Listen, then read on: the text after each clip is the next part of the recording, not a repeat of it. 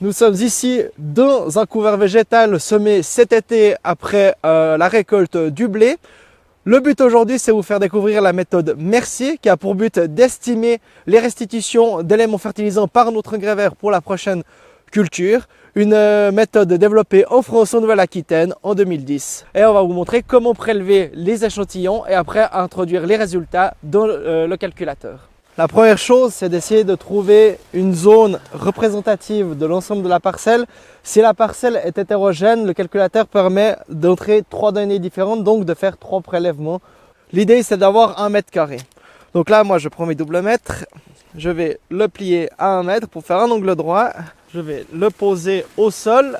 Comme ça, je vais prendre mon deuxième double mètre pour être encore plus précis. Et là, on va faire donc notre carré. L'idée, ça va être de prendre espèce par espèce pour peser chaque espèce dans ce mètre carré. Donc là, par exemple, je vais commencer avec la facélie. Je vais prendre mon cornet. Je viens prendre ma facélie qui est ici.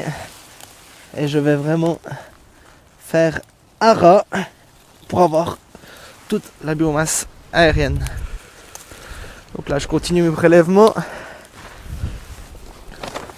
Je vais prendre mon deuxième sac et continuer avec ma deuxième espèce. Là, je vais prendre par exemple la cameline. On va prélever celle-là. C'est bien la cameline. Celle-là. Celle-là. Elle est à côté tout comme lui. Donc, on peut déjà constater que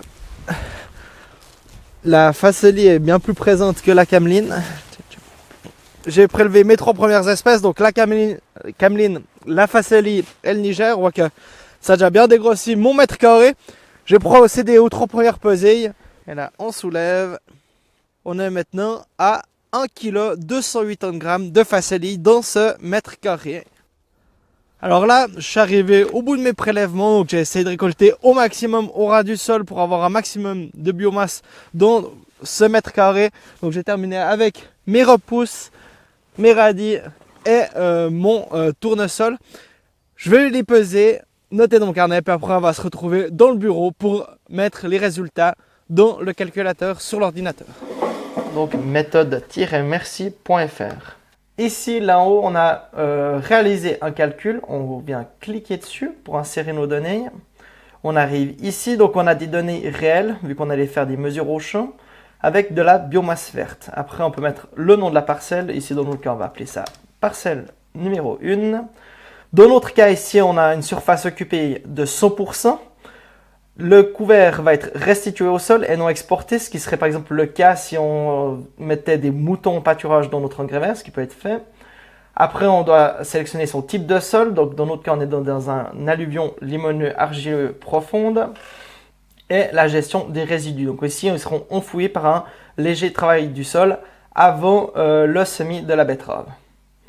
La date de levée, si on ne la connaît pas, on peut mettre la date de semis du couvert intermédiaire. Donc ici, par exemple, le 15 août 2021. Et la date du jour, donc de la mesure, qui est le 22 novembre 2021, toujours. Et là, c'est maintenant qu'on va rentrer les données qu'on a récoltées au champ. On va commencer avec la première espèce. Donc là, j'ai la cameline. Je sélectionne ici dans l'onglet de recherche cameline. Et nous avions une biomasse aérienne verte de 390 grammes. Donc je note 390 grammes. Et nous avons fait un prélèvement sur une surface d'1 mètre carré.